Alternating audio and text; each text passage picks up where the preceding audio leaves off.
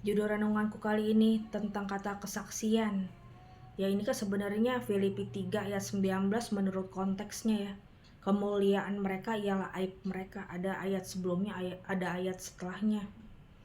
Maksudnya sih nggak berbangga diri terhadap dosanya ya. Kalau aku mikir-mikir dari topik, mikir sendiri ya. Kan refleksi itu, renungan itu artinya seperti cerminan terhadap kehidupan kita sendiri, walaupun sebenarnya sih nggak harus semuanya dengan konteks zaman sekarang apa pribadi kita ya, tapi ada yang berupa narasi atau cerita secara teori kuliah Alkitab ya, kursus seperti kuliah Alkitab nggak kenapa-napa bisa metode yang berupa cerita gitu ya, dari perjanjian lama perjanjian baru bisa direnungkan dengan lebih menari-nari sedikit, refleksi terhadap diri kita gitu.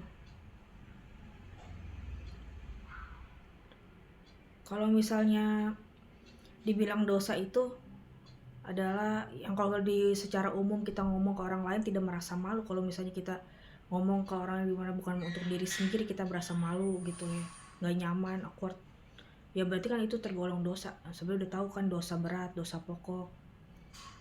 Ada dosa yang mendatangkan maut, ada dosa yang tidak mendatangkan maut. Itu dibaca-baca aja dari dokumentasi sebelumnya yang terpercaya ya. Kesaksian itu kan bagian dari marturia, itu bisa disebutnya kesaksian hidup juga, bukannya harus menumpahkan darah yang dimana-mana yang apa gitu ya, sebagai martir bagi Tuhan itu ya, walaupun yang membela imannya apa dia tidak menyangkal iman, itu dia tergolong pasti seorang martir yang udah ditetapkan gereja atau sebelumnya. Betul ya, sebenarnya kesaksian hidupnya itu bisa dilihat dari banyak, bisa kita tahu metode kemartiran apa gitu ya, diakonia, koinonia, pelayanan, persekutuan, kerikma, pewartaan, marturia, kesaksian iman. Ya inti-intinya kan kayak begitu, kayak kerikma, pewartaan ya.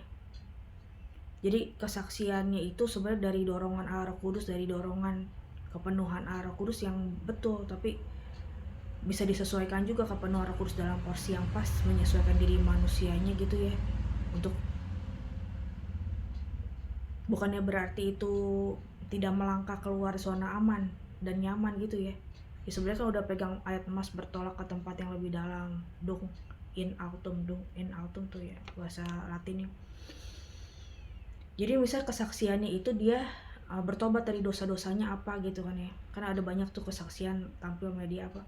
Ya berarti bukan salah, dia maksud Tuhan Yesus dalam diri dia, dorongan arah kudus betul mencegah orang yang untuk berbuat dosanya kayak begitu, walaupun nggak harus disebut kan jenis dosanya apa gitu.